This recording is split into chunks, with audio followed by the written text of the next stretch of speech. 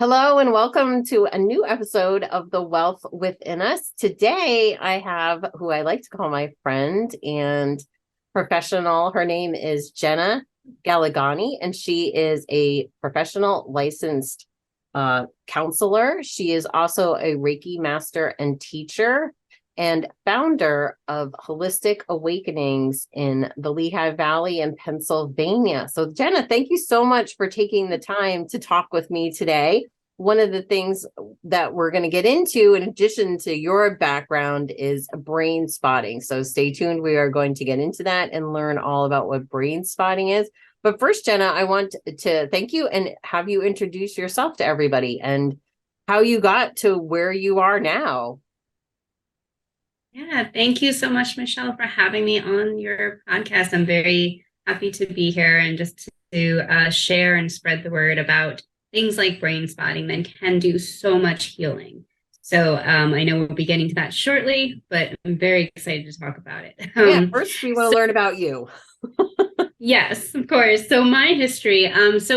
Yeah, I'm a licensed professional counselor. So I graduated with my master's degree in clinical and psych counseling and jumped right into the field. I worked at a rape crisis center for many years and then did agency work and eventually got into private practice and then eventually opened the holistic center and the group practice as well.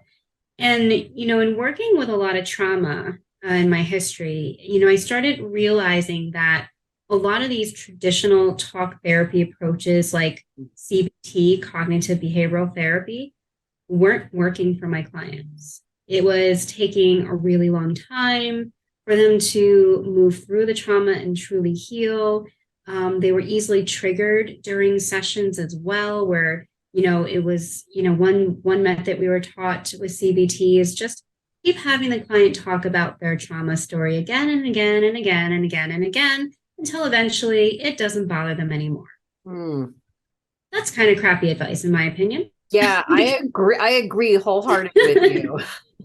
Yeah, it can be very traumatizing to have people just tell their story again and again. Yeah, it's almost like reliving it again and again and again. Yeah, Just from a logical outside exactly. standpoint, it doesn't make sense.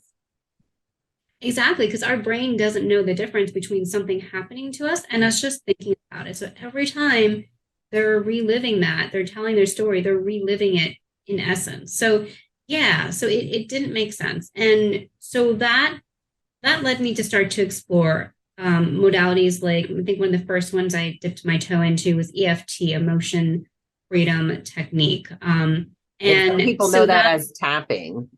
tapping, exactly. Yeah, EFT is tapping. Yep. So I started getting into that and seeing, oh, okay, like energy, this is a thing. This is making things a little bit different for people. Then I went through EMDR training. And, that was a great training. But when I talk about brain spotting, I'll talk about why I don't do EMDR anymore. Okay. And it's a little bit different than talk therapy. So in some ways it was beneficial, in other ways, not as much. Then I got into Reiki. Now, in the middle of all this, my own personal story is in 2012, I went blind. So I had partial vision before this. I lost some vision when I was 10. So I didn't have perfect vision, but I still could see faces and I could read and do all that kind of, basic living stuff, minus driving. But in 2012, in a couple week period, I just lost all my vision. No warning, just gone. So now I only see light and dark, and that's it, not even really shadows. So that also created some of this movement forward into holistic healing because I needed to heal myself. Yes. I needed to deal with that trauma of losing my vision and how that impacted me. And so that it was after that I got into Reiki, into energy. And that really, the pun, don't mind the pun, but opened my eyes to energy because, I started realizing I don't need vision to see. Yeah. And I started realizing how intuitive we are naturally and that I was able to tap into that now because I was forced to. When you lose one thing, you're forced to rely on other things more. And so all of a sudden, I'm connecting intuitively with my clients on a much different level. I'm able to understand what people are doing, just by, noises or sensations that they're giving off to me. I love to share this one story about a teen client I was working with many years ago. And she kept rolling her eyes at me in session. Now I'm blind, so can't see that.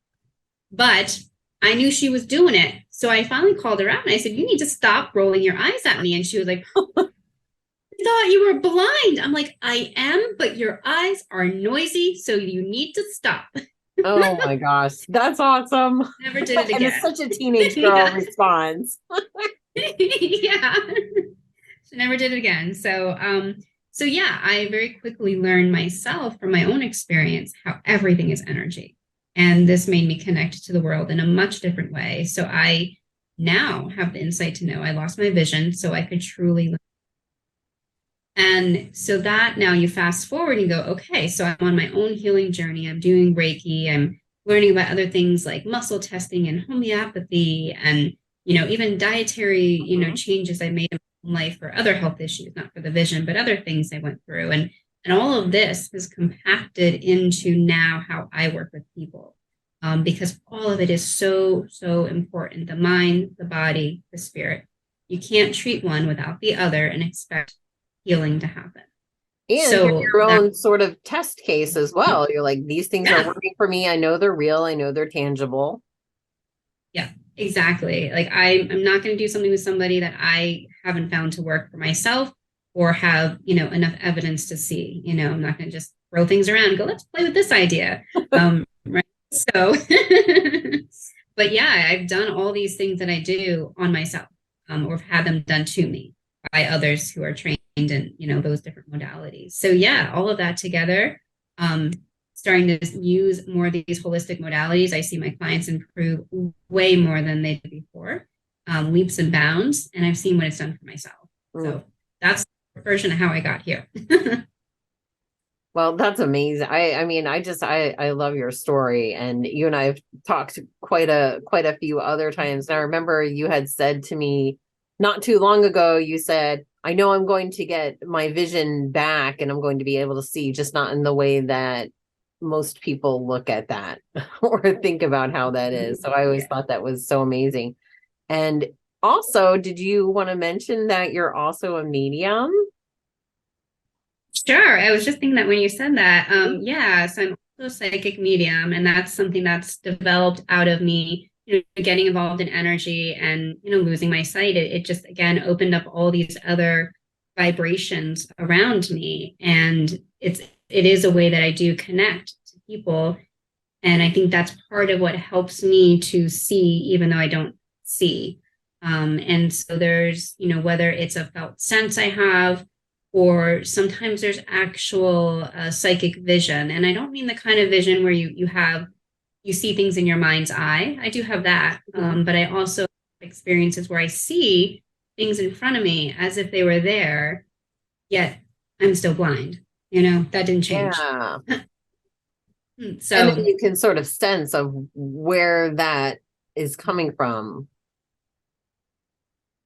Yeah. Well, yeah. I mean, I know when those moments happen, like I might have told you this one, I was on a Zoom call with somebody and we had done some meditation and I was coming out of this deep meditative state and I opened my eyes and I looked at the screen. And normally for me, the screen, it doesn't look like anything, honestly. I can't even tell, like I'm looking at you right now. I can't even tell where the screen is, begins, ends, or anything else in the room begins or ends. It's just all one blank kind of nothing.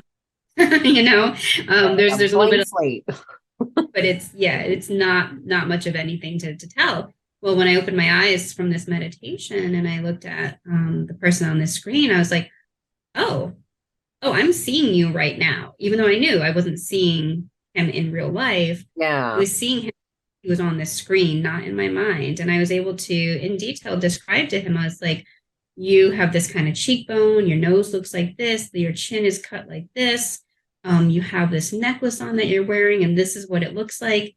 And it was exactly what he looked like. It just shows the whole power of energy and like how our other senses just like over accommodate, but yet at the same time we can all do this too. We can all tap into these things as well. So, and one of the things that I know you use in your practice, which we can get into now, is the brain spotting. It was new to me. I had never heard of brain spotting before, so I did do a tiny bit of research, but the floor is yours because this is definitely new to me, and I'm really interested in it just from the little bit that you've told me and the little bit that I've researched myself on how this works and how this can help people as another modality outside of traditional talk therapy. Exactly. You may have to stop me at some point because I can talk nonstop for like 3 hours straight about money because I've done workshops on it. So that's okay. Fill our cup with knowledge. Yes. So brain spotting. Brain spotting comes from the psychology background. It's not actually an energy technique, although it is very energetic. It's not classified that way. It's classified under the umbrella of psychology, and technically it's a neurobiological technique because of the way we're accessing the brain. Okay. So the good news about brain spotting, for those that may be listening and thinking, oh, I'm thinking about doing therapy, or, oh, that sounds interesting, but how can I afford it? Well, the cool thing about brain spotting is it does fall under the psychology umbrella. So I do that as a therapist. I do that under the therapy. And so it is something that, if people are, in network and all that fun stuff, we can accept insurance for it. So that's good to know.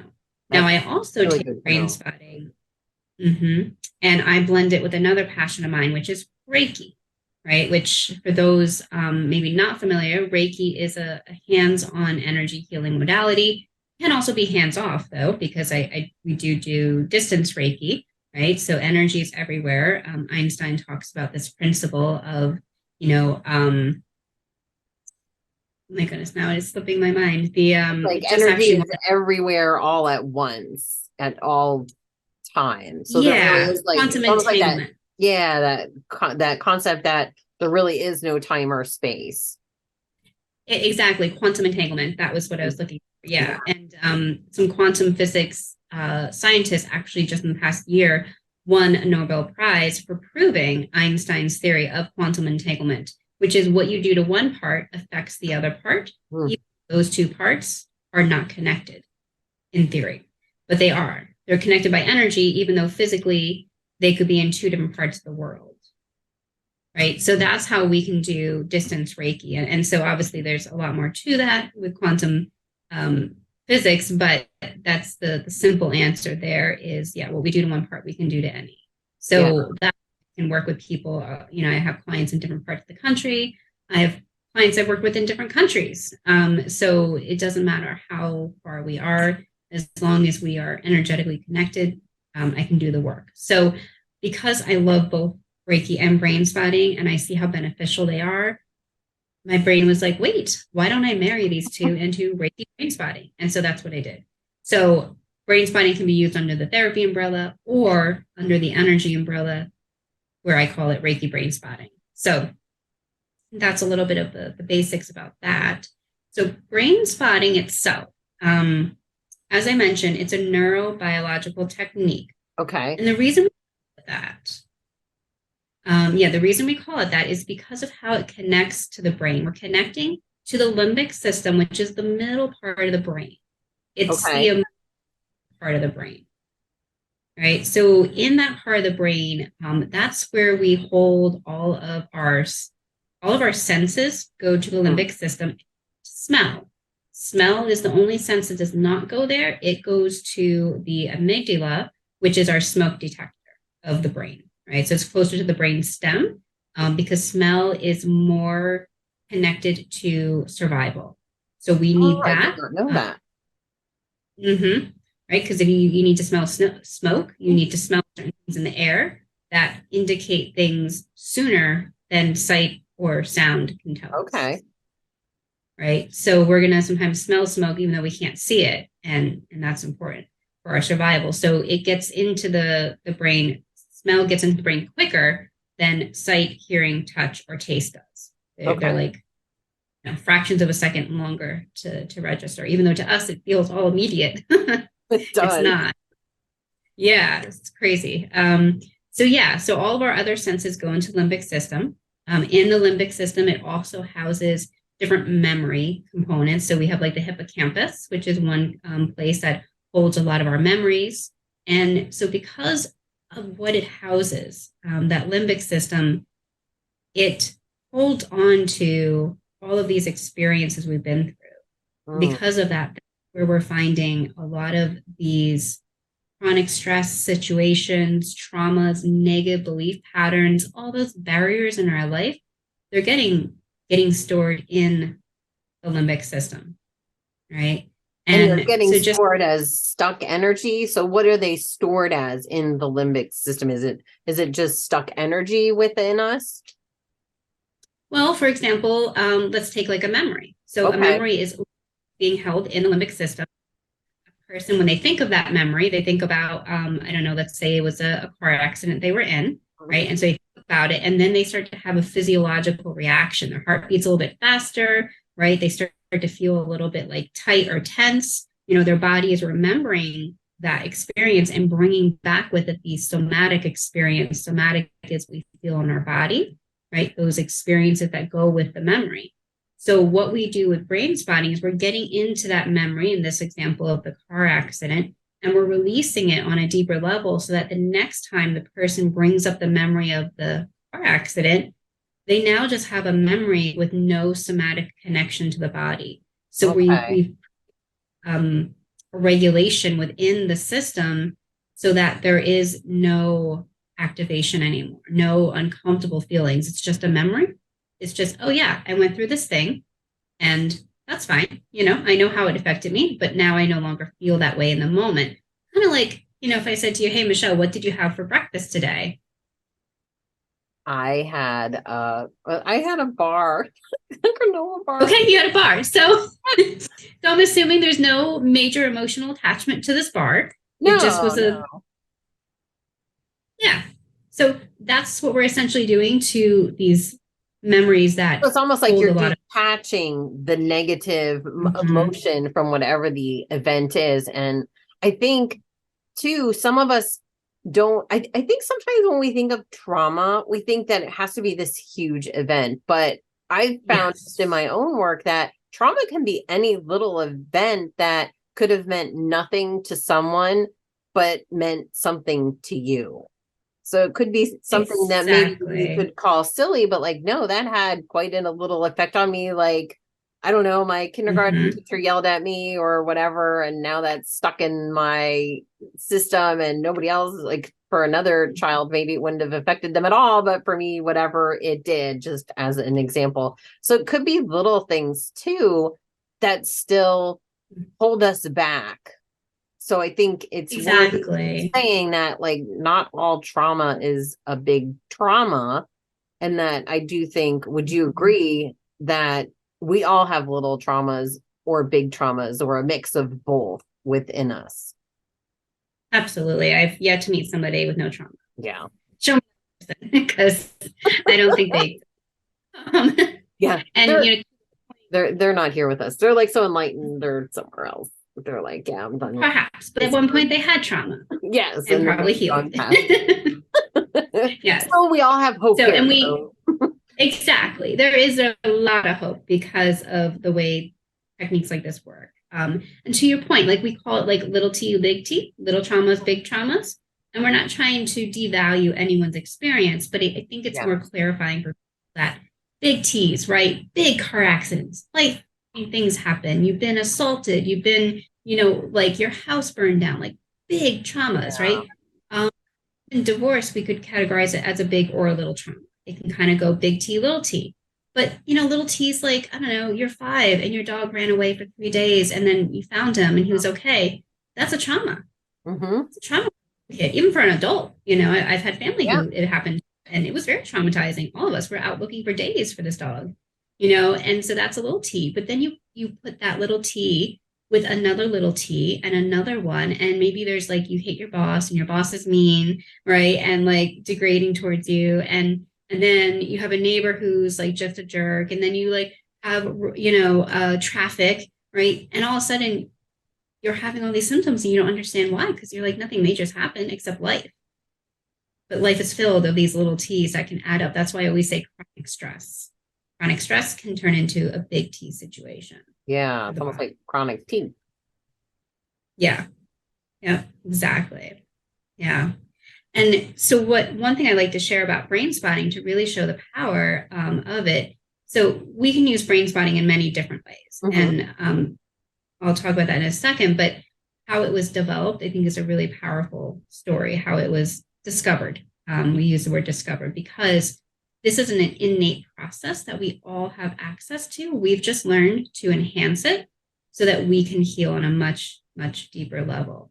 And so the psychologist, David Grant, he's the one who discovered it. So he was trained in EMDR like myself, right? And he, was noticing some things with it that, was beneficial, but also, some things that he questioned. And he had a session where he was doing EMDR. So for those, EMDR is the one where you're moving your fingers back and forth fairly quickly, saying, follow my fingers, and their eyes follow it. A lot of movies will show that version. He was doing a slower EMDR version, so he's moving his fingers much slower, but still going bilateral with his hand, going left, right, and the person needs to follow his fingers. Well, he was working with an ice skater. He did a lot of sports performance work. And so he was working with this young lady, ice skater, and he stopped his fingers because he noticed a little flicker in her eye, and he just got curious. Like, what is that? So he stopped. That was it. Curiosity is what, killed the cat, or in this case, created the cat. Yeah. So he got curious. He held that spot, and all of a sudden, it's like Pandora's box opened for her. And she was expressing and sharing things that she never had done with him in all the sessions they had worked together. And all this trauma came up around her ice skating career and how, she was young when it started and it caused issues. Her parents would fight about her training schedule and who was doing what. And, all this relational trauma came up just to lead to that her parents ended up getting divorced. Now, we know it's not her. She was a kid, right? But she was internalizing that process. So she was working on him how to land the triple axel, right? Triple axel, where you jump on the ice and you spin 3 times and then you land.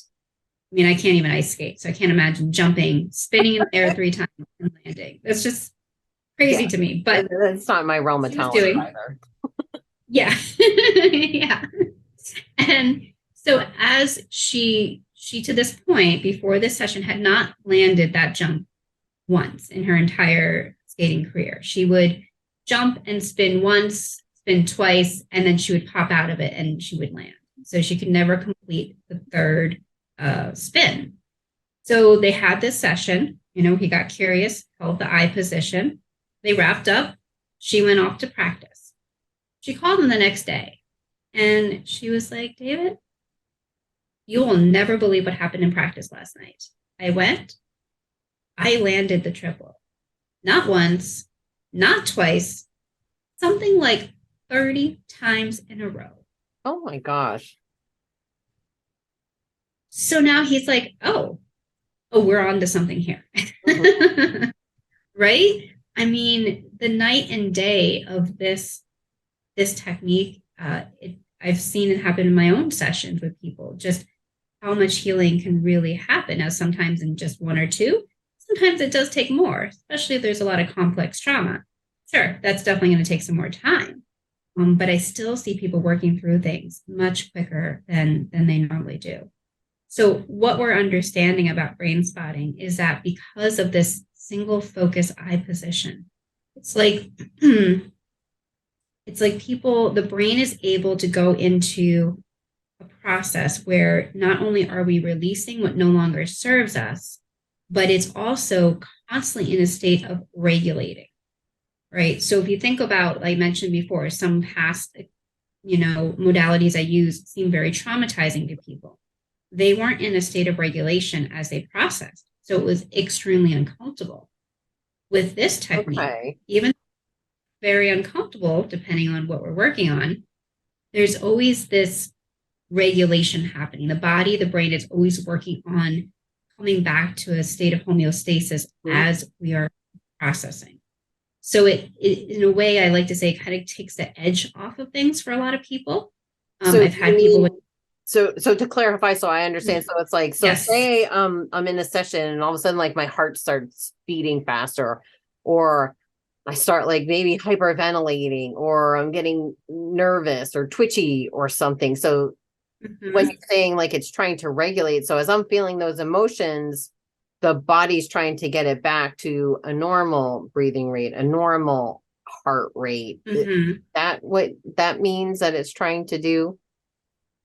Yeah, Okay. exactly. And so even feeling those uncomfortable emotions, what I say to people is when we feel things, it's Hmm. allowing us to, while the body is also at the same time working on resourcing, is what we call it, where it's Okay. is looking to get back to that balanced state. So that's why for a lot of people, it actually kind of takes the edge off of processing, Hmm.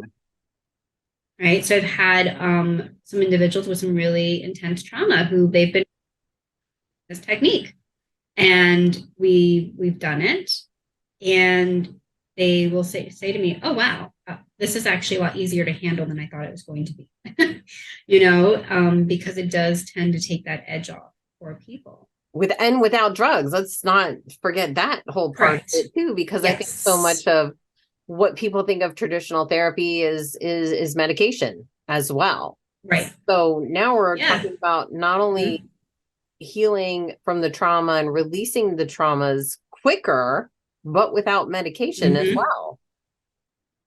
Exactly. And this is something that we all have the ability to do, and we all naturally do it. So we use a combination of a somatic feeling in the body Mhm. and eye position, right? So, for example, let's say somebody wants to work on anxiety. So they come in, we talk a little bit about the anxiety. We want to actually bring it up a little bit in the session. So, whatever it is that triggers their anxiety, we talk a little bit about that. There's an art to the process, how I do it with people to get to, kind of finding that root cause. But once we get there, then I'll say, okay, where do you feel that in your body? And so maybe they say, oh, I feel a pit in my stomach.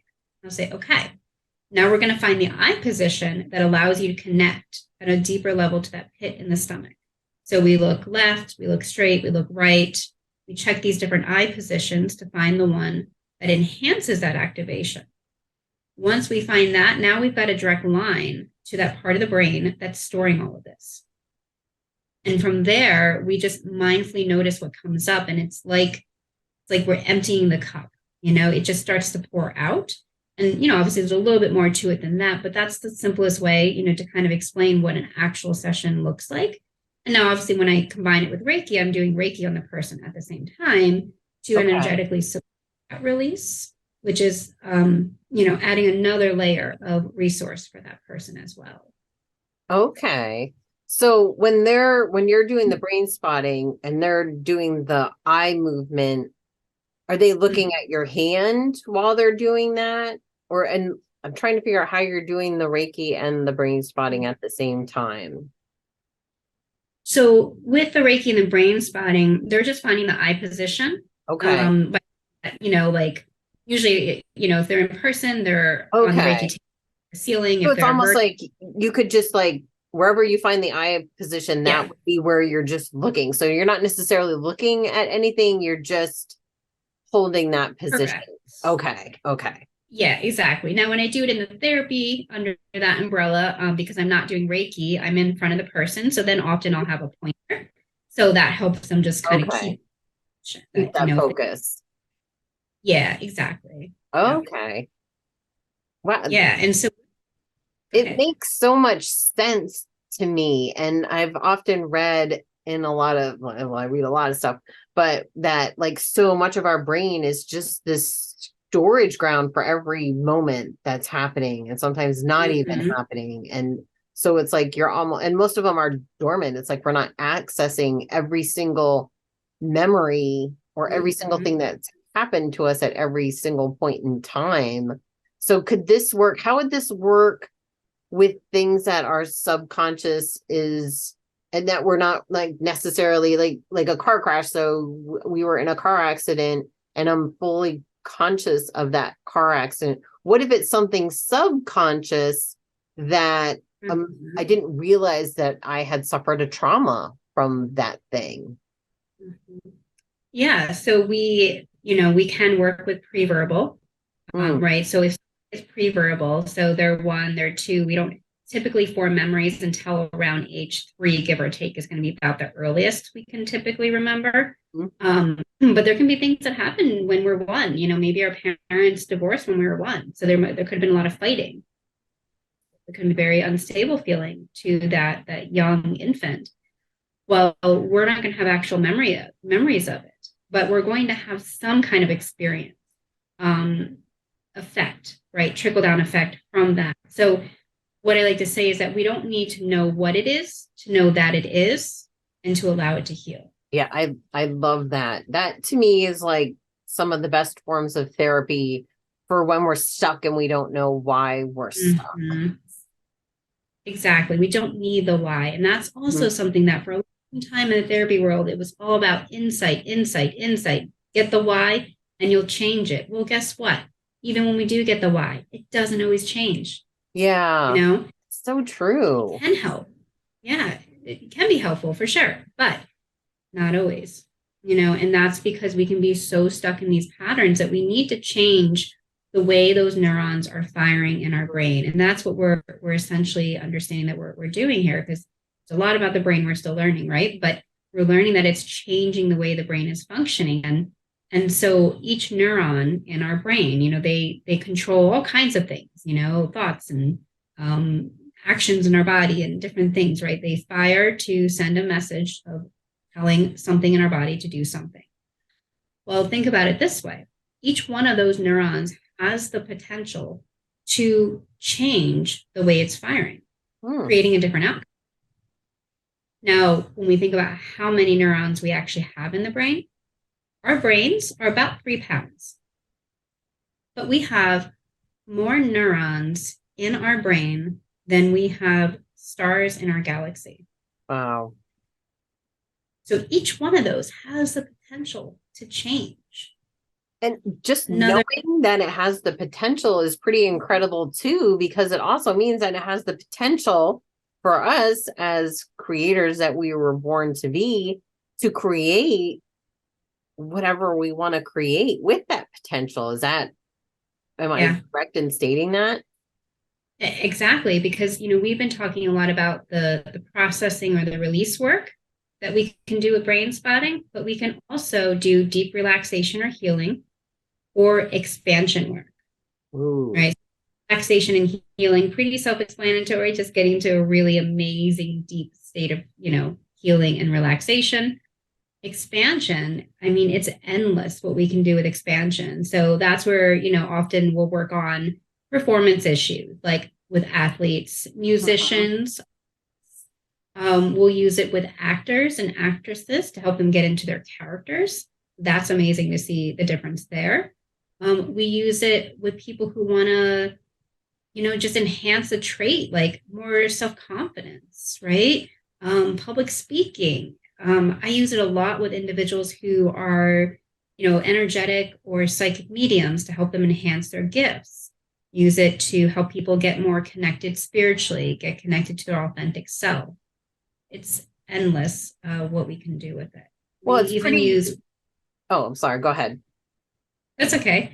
Sorry, I just wanted to add too that we even use brain spotting to help with physical ailments. We can speed up healing from a surgery. We've used it for recovery from concussions. We've used it for chronic pain issues as well. What I'm getting from this is like really incredible, because it's like such a powerful modality that you can, release the negative and attract positive with the same process. So I think that's really cool. So whether you're trying to release something or you're trying to attract something in, like being better in character, like doing the triple axel or whatever else that it is that you want to increase, like self-confidence or public speaking, you can use the same modality to heal as well as move forward and expand. That's amazing. And why not?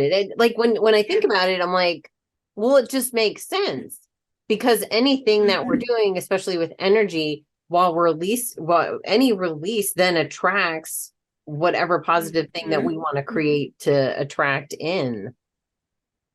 Exactly. And, another really fascinating aspect of brain spotting is that we've done studies to compare it to other therapeutic modalities, under the psychology umbrella. And the difference, is 6 months. There was a study done where they compared brain spotting to CBT or traditional talk therapy to EMDR.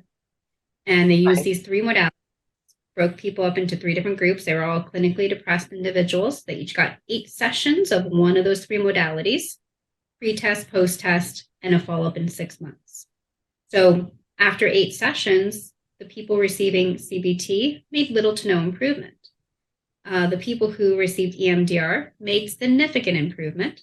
And the people who received brain spotting after 8 sessions, also significant. So EMDR and brain spotting were about equal after 8 sessions. The difference came 6 months later.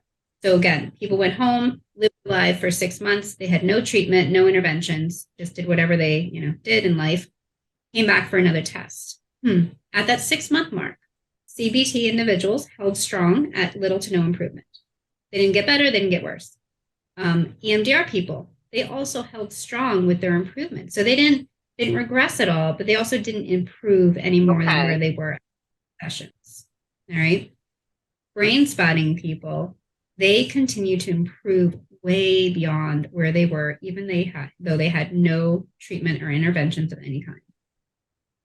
That is incredible. And if you think about it, if you're an individual and you would go see Jenna, probably your driving factor is to heal. So you're there to heal because you want to improve. So it's like what you were saying is digging behind the why. It's like you don't even have to dig behind the why, because the why for anybody going to any kind of therapy is to release, to get better, to improve, to expand your life in some way. So it makes complete sense to me. And now that you're telling me with this study, it's like, well, why not get the sort of best of both worlds? So now you're not only you've got your significant improvement, but now you're expanding beyond that.